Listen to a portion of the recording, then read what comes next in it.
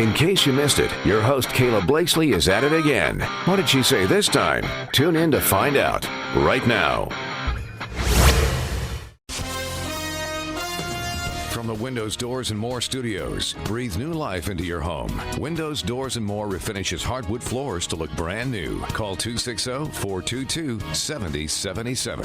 Kayla Blakesley, Fort Wayne's Morning News, 92.3 FM and 1190 AM. Depend on it.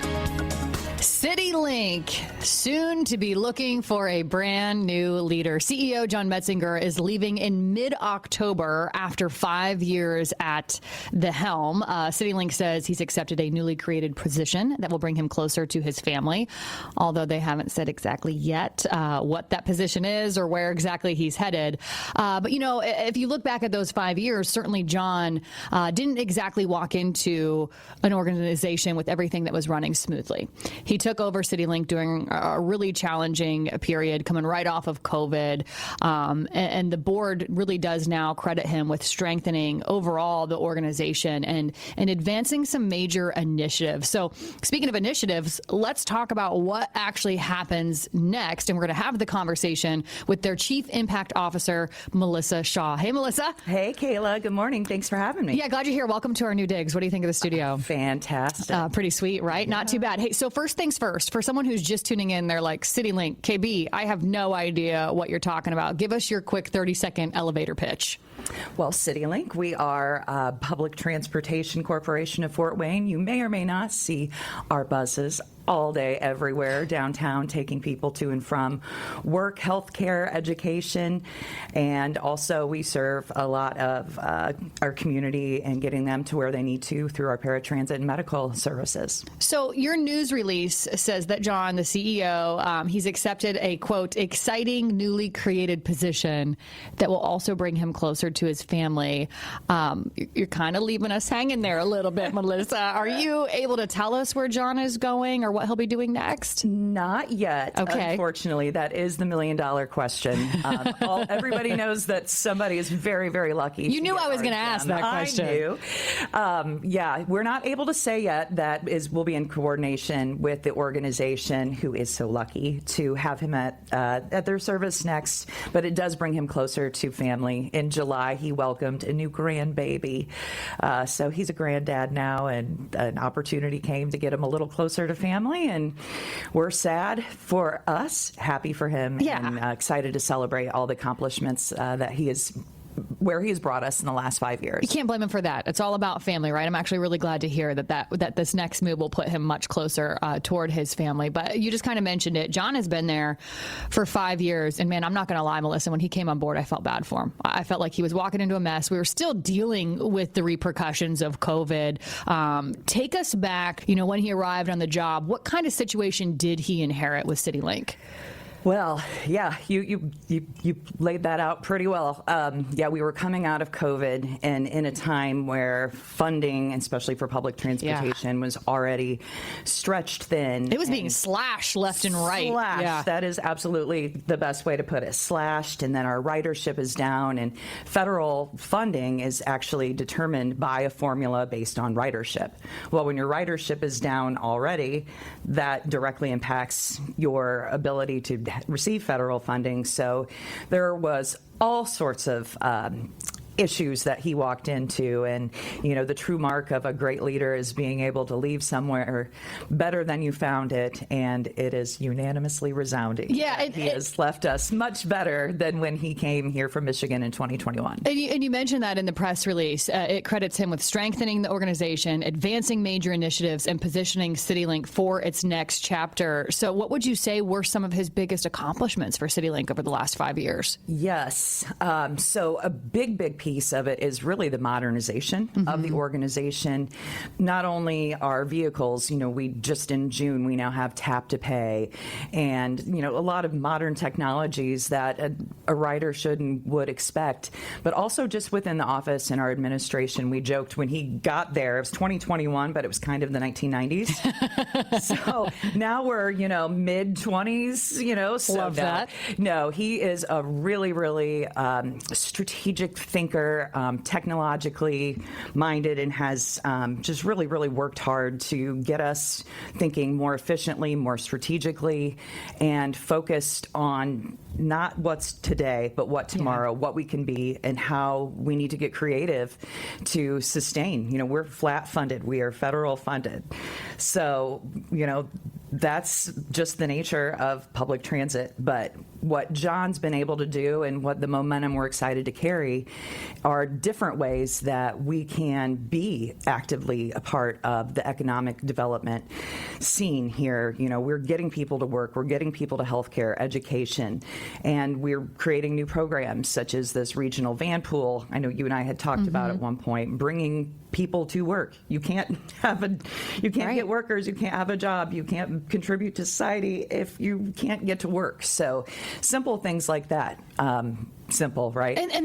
But the van pool is right. Like folks can meet at one central location, and y'all take them to work together. Right? I mean, I think it's genius, really. Yes, and we just launched our first one with the city of New Haven. Our wonderful friend Mayor McMichael, Souder Manufacturing. And so that's been an amazing start to the program. We're really, really looking forward to expanding that to adjacent counties that we couldn't typically serve outside of Allen County due to our city limit restrictions. So now we'll be able to, we can pick up a pool of workers and take them to their job. They're there on time. They're saving on gas. They don't have to mess with traffic or any of those things. It's a win-win for the employer, the employee, and the economy. Well, obviously, like I said, John, clearly a lot of accomplishments and a lot of foresight looking to the future of sustainability and how does Citilink also grow and adapt and change in a world that is changing by the second.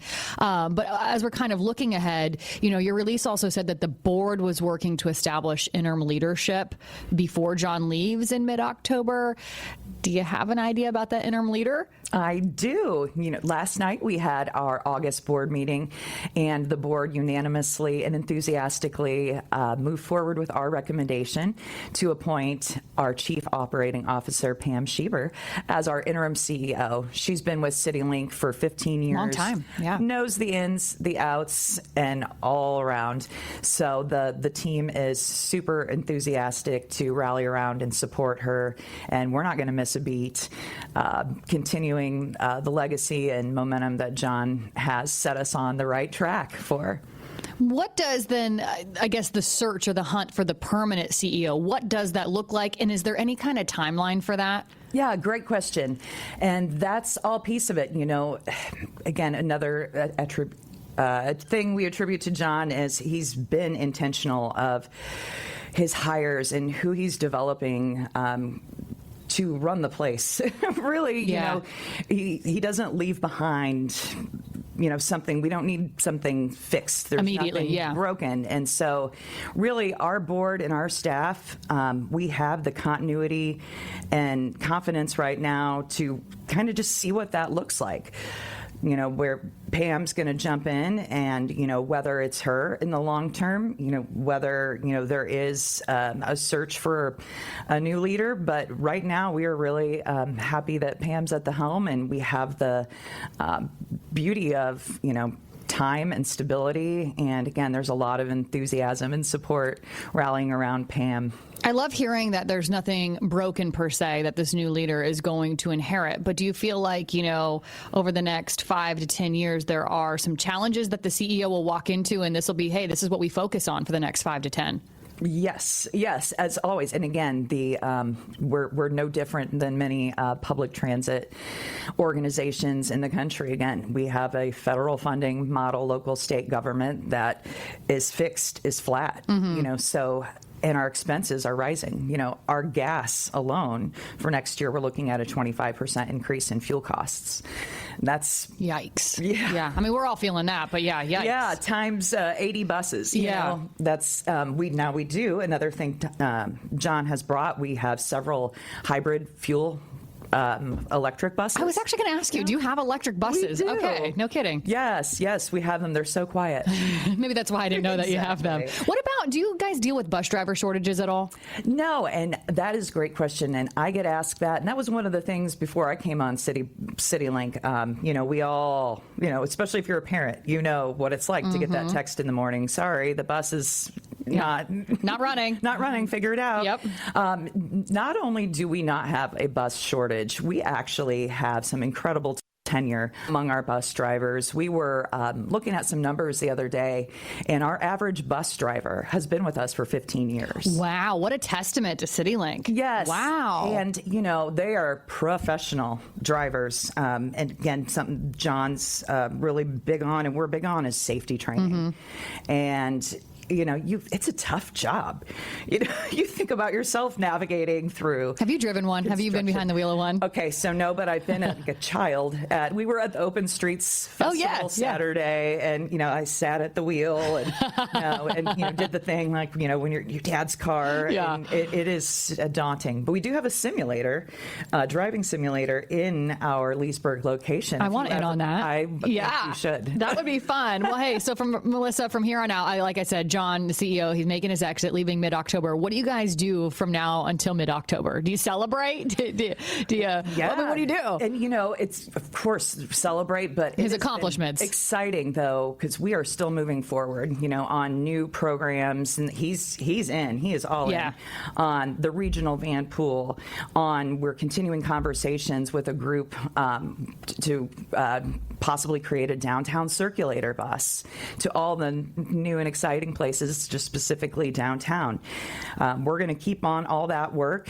And also last night we presented and had passed a balanced budget. Congratulations. That's always a big accomplishment. That is. Yeah, that's big. a thing. And, and it, again, maintains our level of service and still gives us the room to expand, grow, and create. So it will be a time of, making sure Pam is ready and definitely celebrating. Yeah. The overwhelming response is, oh, man. Yeah. John's leaving. Beloved. Yeah, he really was. He really made his mark over the last 5 years. He will be missed, but we wish him the best. Now, Melissa, you tell him I want to have him on once he can share where he's going, right? Oh, you tell him that. I will. He knows. Well, I believe he's listening. All right. Good morning, John. Well, best of luck. We'll be in touch. That is the Melissa Shaw from Citilink. I just lost your title, Melissa. I'm the Chief Impact Officer. Chief Impact Officer. There it is. Chief Impact Officer from Citilink, Melissa Shaw, joining us here on Whoa, Whoa, Whoa. Hey, it's KB. As a show of appreciation for listening, use my promo code WOWO for deep discounts on all kinds of products at mypillow.com. That's promo code WOWO. Podcasts by Federated Media.